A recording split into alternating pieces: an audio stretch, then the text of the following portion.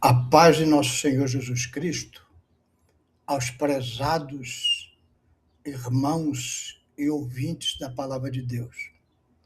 Hoje vamos dar continuidade aos nossos estudos bíblicos da Escola Dominical. Espero que vocês estejam bem, que Deus esteja abençoando a vida dos irmãos e que todos nós possamos compartilhar de algum momento na presença de Deus, estudando a sua palavra. Nós estamos vendo nesse trimestre sobre a Santíssima Trindade. E hoje chegamos à lição de número 3, referente ao domingo 18 de janeiro de 2026. A lição de número 3 tem como título: O Pai enviou o Filho. E a nossa leitura bíblica em classe está lá no Evangelho, na primeira epístola do apóstolo João, no capítulo 4, versículos 9 e 10, que diz assim: Nisso se manifestou o amor de Deus para conosco, que Deus enviou seu Filho unigênito ao mundo, para que por ele vivamos. Nisto está o amor, não em que nós tenhamos amado a Deus, mas em que ele nos amou a nós e enviou seu Filho para apropriação pelos nossos pecados. Vamos fazer uma oração para que Deus abençoe a nossa reflexão neste período. Senhor, meu Deus, aqui estamos diante da Tua palavra, pedimos da Tua graça, a unção do Teu Santo Espírito, Senhor, a Tua direção, e tudo isso te pedimos em nome de Jesus. Amém. Nós temos visto nesse trimestre sobre a Trindade. A Trindade é uma doutrina da teologia sistemática, aceita por nós evangélicos, não é aceita por todas as igrejas, mas nós evangélicos cremos em um só Deus, subsistindo em três pessoas: o Pai, o Filho e o Espírito Santo. Na lição de hoje vamos ver: o Pai enviou o Filho. Deus enviou o seu Filho, fala aqui em João, no capítulo 4, verso 9 da sua primeira epístola. Quando João fala unigênito, ele está falando da pessoa de Jesus. O unigênito quer dizer o único filho que tem a mesma natureza do Pai. Nós, os demais, aqueles que aceitamos Jesus como Salvador, nós também dizemos que somos filhos de Deus, mas a palavra de Deus nos esclarece que nós somos filhos por adoção. Somos adotados. Adoção é o termo bíblico. Então, quando você ler unigênito, está falando da pessoa de Jesus, o único filho que tem a mesma natureza do Pai. E quando fala dos filhos na fé, está falando de nós como adotados. A palavra adoção ela tem essa interpretação gramatical. O envio do Filho foi pelo amor incondicional do Pai. Aqui lemos também no texto inicial, no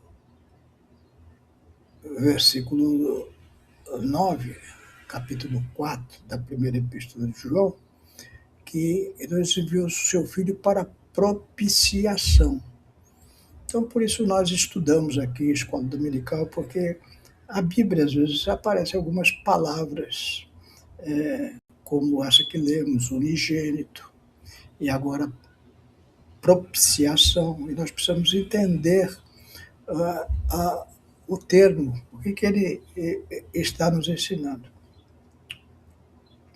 A propiciação é a expiação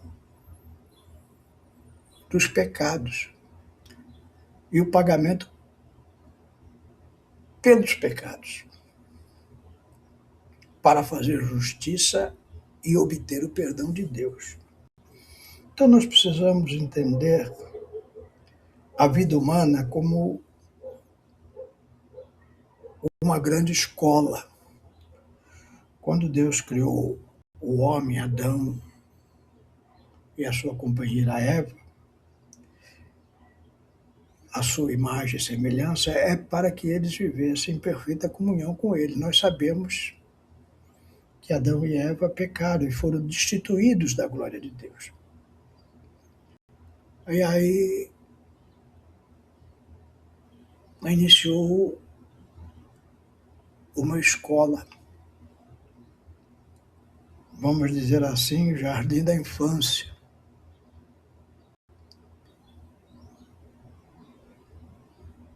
Deus teve que começar a mostrar ao homem que ele era Deus, porque o homem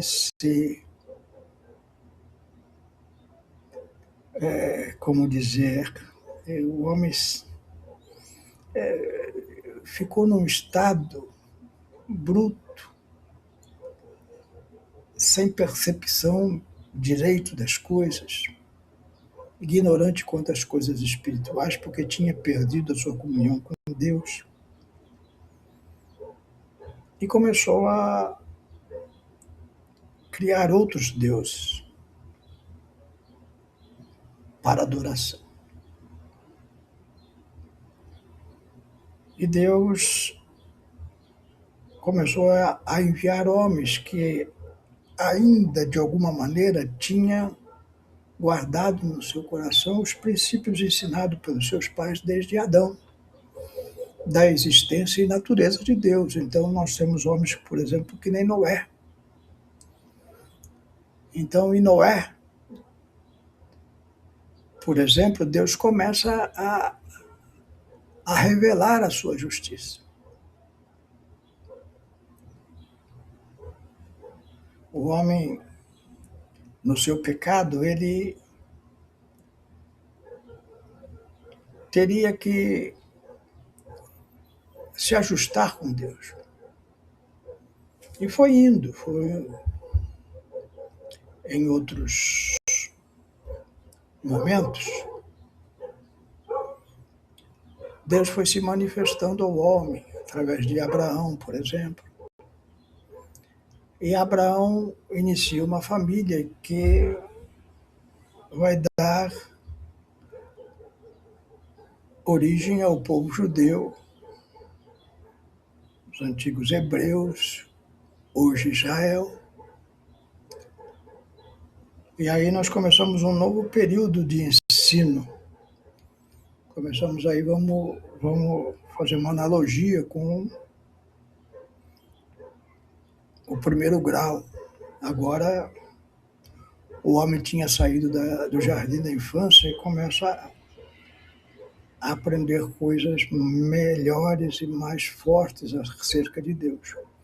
E Deus se manifesta ao povo de Israel Moisés monta um tabernáculo no deserto e ali eles começam a fazer propiciação, por isso essa palavra, a expiação dos pecados. O homem, na sua natureza, ele sabe que pecou. Todo homem tem consciência do pecado, até que, de tanto pecar, endurece o seu coração e perde essa consciência. Mas,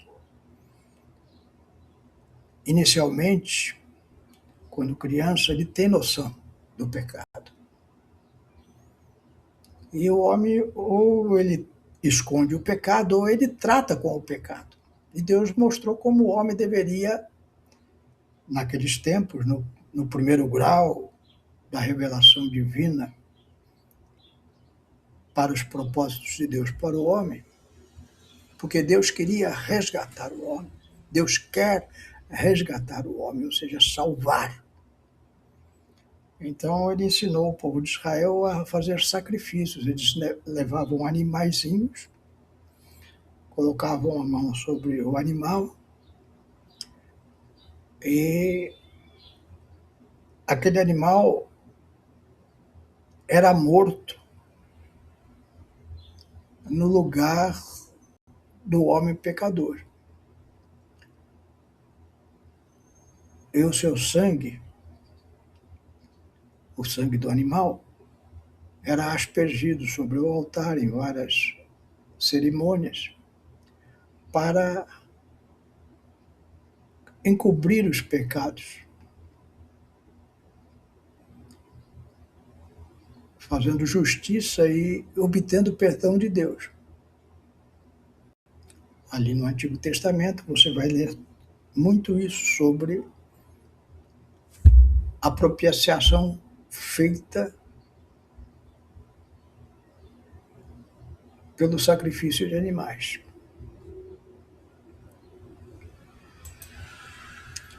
A propiciação, a palavra propiciação quer dizer propício, favorável. É aquilo pelo qual Deus se torna propício, favorável. Isso é coerente com o seu caráter e governo. Perdoar e abençoar o pecador. Então, quando o israelita ia oferecer o animal, seu sangue era aspergido, ou seja, jogado ali nas peças sagradas, ele fazia propiciação, se tornava favorável, seus pecados eram encobertos e ele voltava aliviado. Esse primeiro grau durou por muitos séculos, até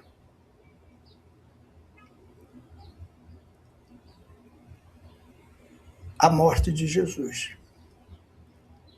Quando Jesus foi enviado ao Pai pelo mundo,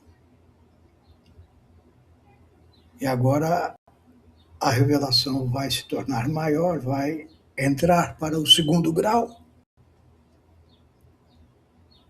Lá em Romanos 5:8 fala assim: mas Deus prova o seu amor para conosco, em que Cristo morreu por nós, sendo nós ainda pecadores. Então agora, como Israel tinha se recusado a aceitar o Messias, Deus mostra o seu plano completo de salvação da humanidade, que não é mais pelo sangue de bodes nem de cordeiros, mas pelo sangue de Jesus, que uma vez por todas sacrificado na cruz do Calvário, ia derramar o seu sangue, se fazer propício diante de Deus. Então, quando nós aceitamos Jesus como Salvador, nós estamos dizendo: eu sou um pecador e os meus pecados são perdoados. Eu preciso desse perdão, você precisa desse perdão. E esse perdão vem pelo sangue de Jesus. Não precisamos mais sacrificar animais, derramar o seu sangue dos animaizinhos para encobrir os nossos pecados. Porque quando cremos que Jesus derramou o seu sangue, a justiça de Deus foi completada. E isso se deu porque Deus enviou o seu Filho. A distinção é funcional, não é hierárquica. Então nós vemos que o Pai tem uma função, o Filho outra, e o Espírito Santo outra, mas nenhum é maior em hierarquia.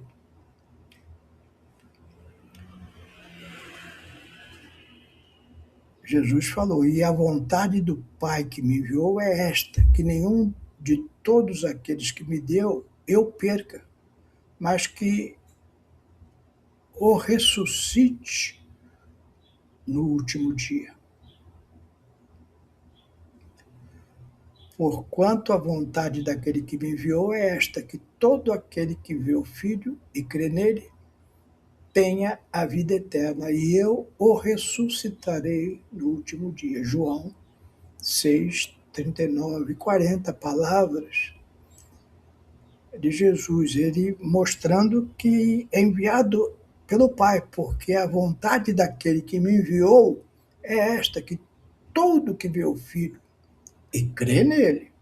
Muitos veem Jesus, carregam Jesus no peito, mas não creem nele. O que é crer em Jesus? Crer que o sacrifício que ele fez na cruz do Calvário foi propício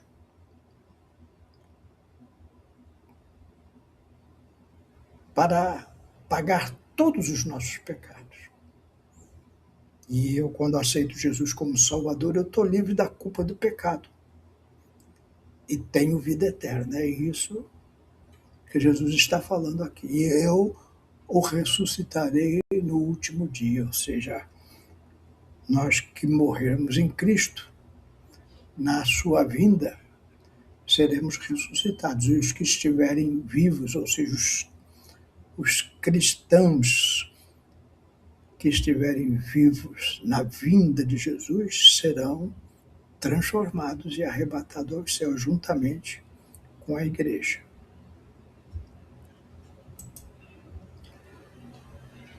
E então começou, depois da morte e ressurreição de Jesus, a era da graça. Agora vem a terceira pessoa da Trindade, a aplicação da salvação pelo Espírito Santo.